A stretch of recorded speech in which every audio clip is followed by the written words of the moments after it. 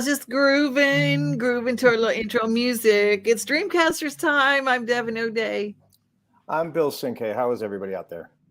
Oh, I think everybody is good. People are gonna be joining in, and you know how was your trip? You just got back, and I was watching Facebook, and everybody. If you don't follow Bill yet, follow him on his Facebook page because it's very cool. You have this wonderful picture of you standing outside Abbey Road, the studio, the Yeah, studio.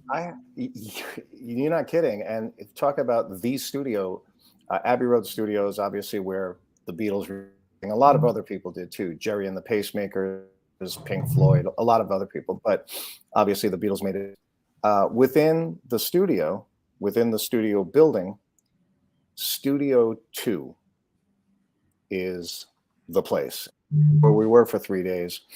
And we were recording the new record for my good friend Billy J. Kramer. And those of you that might not be familiar, Billy J. Kramer was a pop star in the 60s, came over with the Beatles as part of the British invasion, and kind enough to invite me to play bass and sing some background vocals on his new record. He just turned 80. We celebrated his 80th birthday in the studio.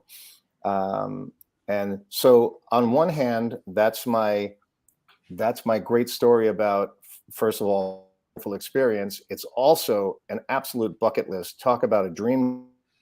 Wow. I had that dream forever, and that finally came true. That is also why I'm not here last Tuesday, because at this moment, last Tuesday, I was somewhere over the Atlantic heading back to Los Angeles. So I have to thank our audience for cutting me a little slack on that one. I think everybody can cut you some slack Yeah. because reaching those goals and reaching those heights are just, it's a lot about what we're talking about today. There's so many things that we hit a certain, we all have these little levels in our lives, whether it be age or our physicality or whatever, and we put limits on ourselves and say, well, that'll never happen because of blah, blah, blah. Well, that'll never happen because of such and such. Here's a guy in his 80s recording a new record. Mm-hmm. And let's talk about it. Mick Jagger just turned, 81, and still doing it big time. And so, there really aren't limits. And I broached this in the subject line of today's show. When we look at limits, we love to excuse the fact that someone puts limits on us. But when we really peel back those layers, I propose that most people reveal the limits that we put on ourselves. They're inside us. I'm too old for this. I'm too young for this. I'm too girl for this. Yeah. I can't possibly. And it's really interesting when people start looking outside those. Have you ever had any limits that you put on yourself? I can tell you, again, I am a big fan of this show, even though it's our show. I love our audience, the feedback, and I love the fact that, first of all, you started out saying, "Oh, I'm just grooving to the music." Well, the name of the show is Dreamcasters. We don't have some spacey music with ethereal sounds. It's like a bluegrass. It's down home. That's what we. This is what we're all about. Where I'm sitting in Los Angeles, in my backyard, which is 15 feet from here. We have a big gas barbecue, a beautiful barbecue. Uh-huh. I love to eat, and I never, ever learned how to cook, not even the simplest thing, right? So this is kind of a new venture for me. There's a barbecue right there. And I don't want to say afraid in the technical sense, but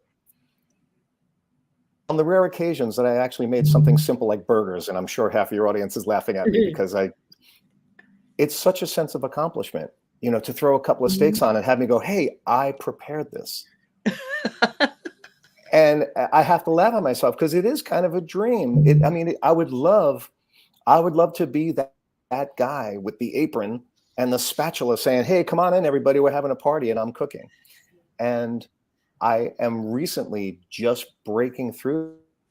When you talk about limits, anybody, my beautiful girlfriend Shanley, will say to me, it's right there. You don't have to go buy it. You don't have to take a train there. And I have put limits on myself. Some convinced myself at some point that, oh, I could never learn how to do that. Yeah. I am breaking through that, and I don't mind telling you. You can see the smile on my face when I whip up the simplest meal, and people get the couple of friends and family that we have. It makes my day. It literally makes my day. So yeah, I have to stop putting limits on myself on these kind of things. Well, there are so many things in our life that, I mean, and that's where I think that's where we start with Dreamcasters, is the simple things that limit us from doing something that we've always wanted to do, or something that we actually enjoy once we break down the barrier. Elizabeth, who just joins us, ooh, girl, I put way more limits on myself than anyone else could put on me. Yeah. We start thinking, well, I can't do that.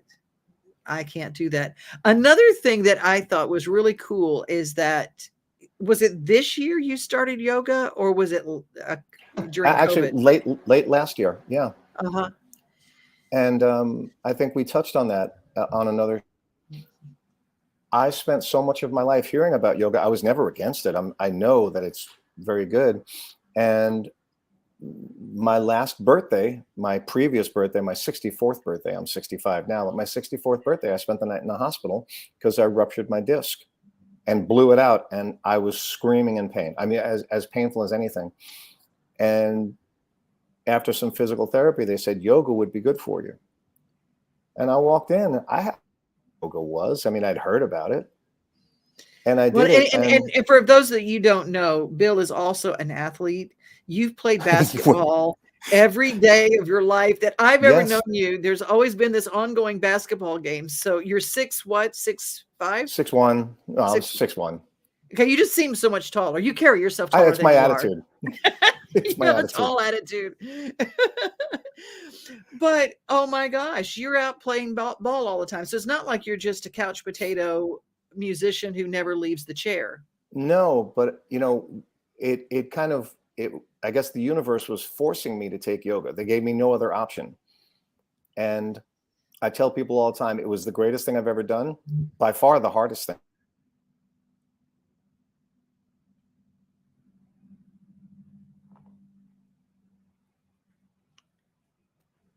There we go. We're back. Okay, there we are. We had a little freeze up. Yeah. I've done all those kind of sports. Yoga was by far the hardest I've ever had.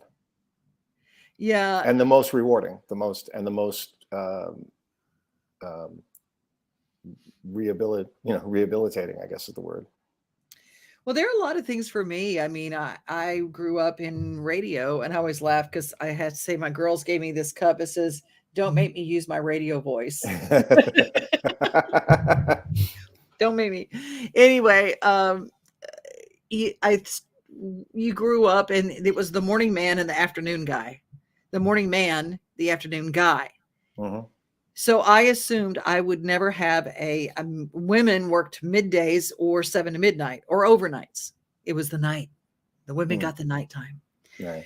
And when I walked into the first female afternoon drive job on WSM radio, I had to really pinch myself and go, is this real? And for as long as it lasted, it was the coolest thing in the world. And I just am so grateful for the chance to have been that, because that knocked those limits out. And I think one of the first things and when we start removing some of the limits that we have on ourselves is stopping to be grateful for them when we realize we have moved a barrier. Yeah. And I think in your case, it's kind of the ripple effect. It's the pebble in the stream kind of thing, because you did it.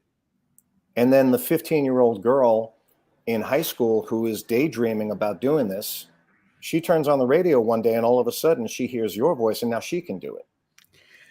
And, that was not possible before that. So that's the greatest thing about this is your dream coming true was not locked away you were sharing it. It was a gift to a lot of other people. And I have still yet to meet anybody in music that doesn't know you.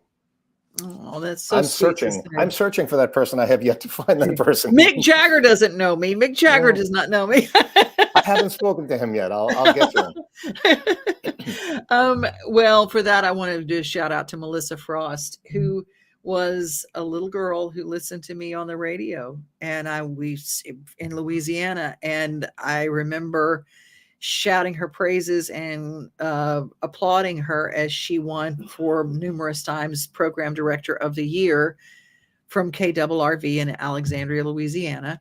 And so, and Melissa said, well, you showed me it could be done. You had a national show and we played it on KRRV, and I listened to you as a little kid. And, as I adjusted the tips on my walker, I said, thank you, sweetheart. No, I didn't. It's really cool. You don't realize when we remove our limits, we remove limits for somebody else. Exactly. It's kind of the quintessential pay it forward. When you hear that phrase, you're doing it. You might even be doing it unintentionally, but you're doing it. You're paving the way for other people, and you're getting that other person to say, well, this is possible. I might have to put in a little extra work. I might have to go to night school. I might have to go to summer school. I might have to wake up earlier. I might have to do a lot of stuff, but it's possible. It's available. Mm-hmm. And I think that's that's the essence of what we talk about on this show, is that there's a lot of stuff that's possible. It's right around the corner. It's right at your fingertips. In my case, it's right outside my back door. There's a barbecue right there. And that's a pretty good analogy. It's right outside the door a lot of the time. A big limit. I don't know how to do that. That's a big limit. Right. And then I say, well, why don't you take a class? Why don't you learn? Why don't you get someone to teach you this thing that you've always wanted to do? Well, I don't have money for classes. For me, there is something new you can learn every day on YouTube. YouTube is free. Mm-hmm. I taught myself how to edit audio digitally. I used YouTube. I call it YouTube University. And I got a free program because I didn't have the money to get an expensive program. I got the free program and I went to YouTube University and taught myself how. Yeah. People say, well, how do you send your voiceovers out? I had to teach myself, because Lord knows when I learned it, it was with Scotch tape and razor blades. Yeah. And for those people listening, that's a very literal reference. Scotch tape and razor blades is how we used to edit tape. There was a thing called tape. It was not digital, where you push a button, and if you make a mistake, you can do it again. You cut it, and if you blew it, you had a problem. Yeah. Yeah, and there's this pile of tape, and you go, "Oh my gosh, where was the one?" Oh yeah. Yes. You cut out. Well, it's so funny. Look, people go, oh, "I don't know if you can do this. This is really hard. This is like digital editing. This is really hard." I'm going, dude. Razor blades and Scotch tape. Mm-hmm. This is easy. Punching a button, and there's always the undo button. Yeah, exactly. Didn't make things harder. Technology actually made some things easier. Well, when you speak about technology and when you talk about the advancement of technology and how much it helps, what I have noticed, because we're talking about limitations here, right? We're talking about how we put limits on ourselves. I know people, I've had this conversation a dozen times, and I probably had it because I am so computer illiterate. I need to work really hard to get the simplest thing done. I'll say to somebody, well, yeah, you can get that done if you had this program. And they'll say, yeah, but I'm waiting for the, 0.5 to come out next September. But the one that you have now would work just fine. You don't need the latest. So you're essentially, if you've heard the term, a dream deferred, right? Yeah. You are putting your life on hold, waiting for a product to come out 6 months from now. That's insane. You have something now that will work just fine. Why are you waiting for next year's model? Because you know what? What happens then? in September, they announced that there's going to be a new one the following January. Do you keep waiting? And I know people that do that, and it's an unbelievable quagmire. They just never get to what they wanted to do. And again, that's kind of the essence of this show, where, yeah, you can use the technology to your advantage. As soon as it becomes a crutch, you're way behind the curve. Absolutely. Absolutely. And it's so funny is that we don't always recognize an excuse when it knocks on the door. We open the door and go, I don't know you, but we make excuses for things and I go, okay, I just, there's the phrase, you do what you want to do. Mm-hmm. You do what you want to do. And I think in many cases that's true, but a lot of times we don't do what we want to do because we come up with an excuse of whether it's fear, whether it's lack of knowledge. We just don't know. We don't want to feel stupid. We don't want to feel like, oh my gosh, these young whippersnappers are going to make me feel like I don't know what I'm doing. I just kind of go through it. And I just love when I can study. And somebody asked me one time, they go, how do you know? My former producer, she goes, how do you know about all these apps? And why do you have all these apps on your phone? I said, I watch Kim Commando. Okay. I listened to Kim Commando and I've learned everything, so much computer stuff. I didn't know anything. And I started literally, if you don't know, Kim Commando is a radio host and she talks about technology. And so I learned so much from the Kim Commando, commando.com. And I learned and I'd go through and I said, well, what does Kim Commando say to get? And it sounds so elementary. Mm-hmm. But we all go through school by starting in elementary, whether it's a foreign language. If I go to a foreign country that doesn't speak my language, I go get the audio tapes that teach their language to school children, to little kids. And I learn sentences in that language. Okay, where's the bathroom? That's the number one thing I learn in a foreign language. That would be, yeah. Yeah. Where's the bathroom? That's going to be valuable. And I need a taxi. And those two things will get you through a multitude of things. Well, there's a very definite concept that everything we do and everything we feel is based on two things, and love and fear, right? So I talk about this sometimes in my hypnosis practice. And again, we want to remind every audience, because I know it's not the same people watching. When Devon's not on doing a podcast or doing radio stuff, she's busy being a hit songwriter and hosting shows and other stuff. When I'm not doing this, one of the other things I do is I'm a hypnotist. And one thing I always do that always seems to be very valuable is when we get to a spot where can you hear me okay, by the way? Mm-hmm. Yeah. Okay. When we get to a spot where we're not sure what's going on, what I do is this. I'll say, let's take the last thing you said and let's make it like a Word document. And let's take out the ums and the ahs and the stuttering and the stammering. And let's take out the words that kind of resonate with you right now. They're what you can't do. How about what you can do? What you don't want to do, how about what you want to do?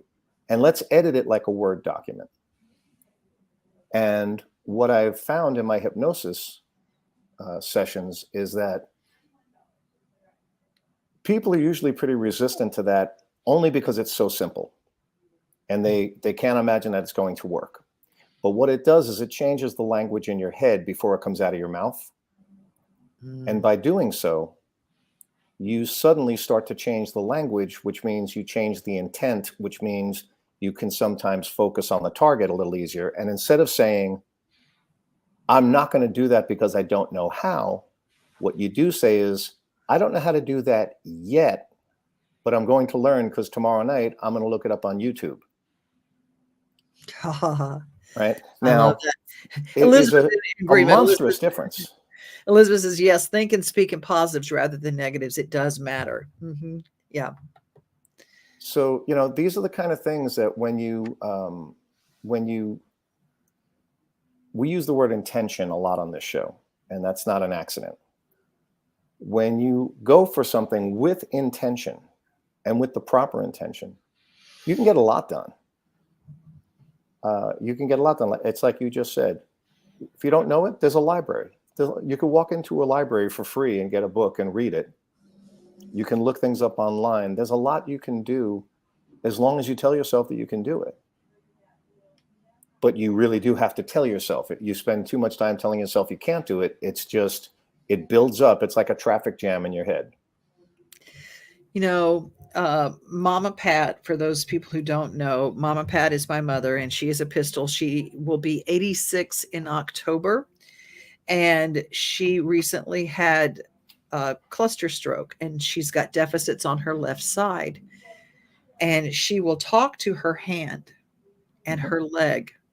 She goes, okay, left leg, move. Left leg, move. And she's teaching herself vocally by saying the word, thinking the thought, and she's working on it. And she gets very exhausted, and she gets very outdone with her hand not working. She Right. goes, how can I think it and it's not doing what I say? But she says, but I'm not going to stop. I'm not going to stop. And I watched her in PT move that left foot on her own. And it really does begin by that. And her brain is reteaching, because it didn't affect her brain. So her brain is reteaching, because I'm going to teach my hand to work. I'm going to teach my left leg to step. And I thought how incredibly precious that is as a lesson to all of us. That's, boy, talk about intention. Yeah. That's the most intentional move anyone could make. It's your body. It's your voice. Everything is self-contained. Everything is within you, and she's doing it. I mean, that's an incredible story. That's a life-changing story for the rest of us, you know. And it really lets us know how to tell our bodies different things to do, like working out.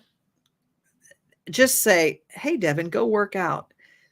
That's not enough impetus to me. But Devon, what do you want to do with that worked out body? Well, I really want more flexibility, so I'm better on a horse, so I can ride again. And I want to be able to ride long distances again. That's my favorite thing in the world to do, bar none. There is nothing more than a trail in Tennessee on the back of a walking horse. I love it. And I want to do it without pain. And I want to work on it. So that's why stretches and flexibility is so important.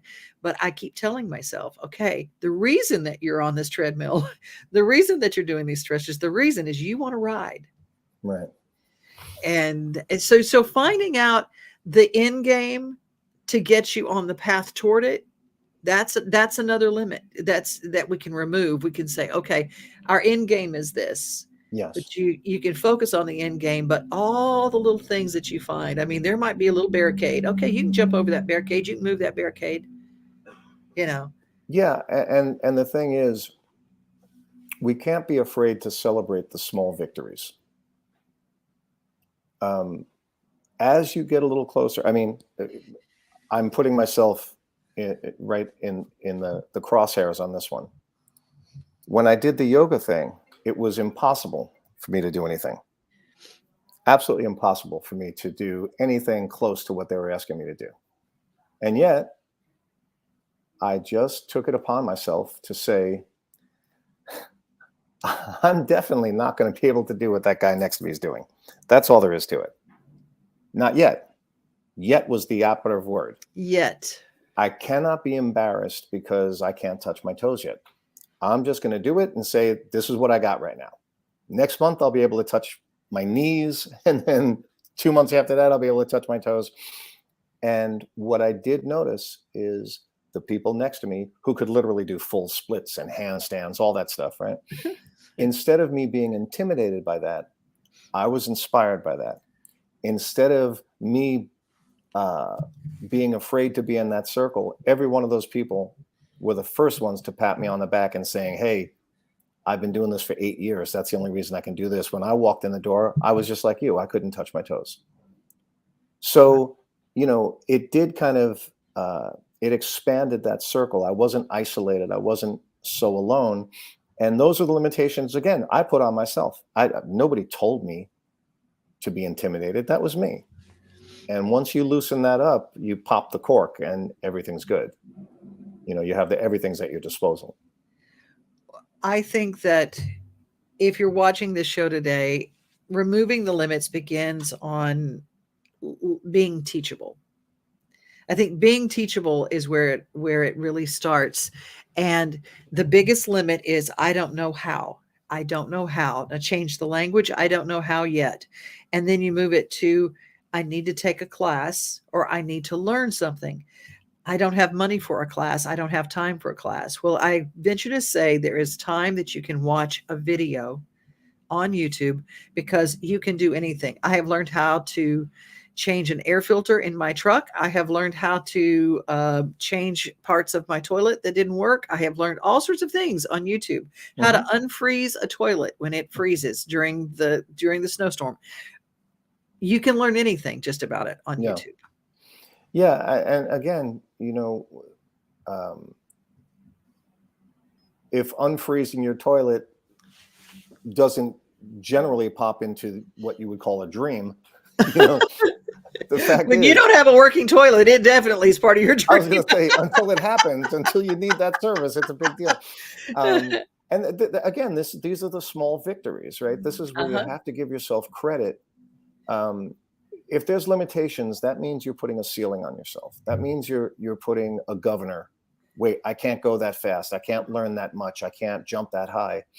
And when you have these little victories, I just admitted to the entire world here, if I can manage to make a hamburger like this and put it on a grill and not set the house on fire, it's a huge victory.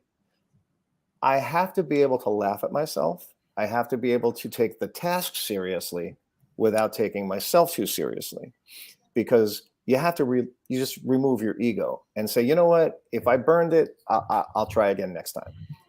Exactly. If I can't touch my toes, I'll get it next time. And what happens is, so much of this is based on ego. When we talk about limits, it's, oh no, are they going to laugh at me? Oh no, is everybody going to hate the meal that I tried to cook? Is when you let go of that, the limits are far less.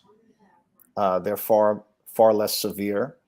And when you change the language in your head, coupled with that, you're really off to a pretty good start.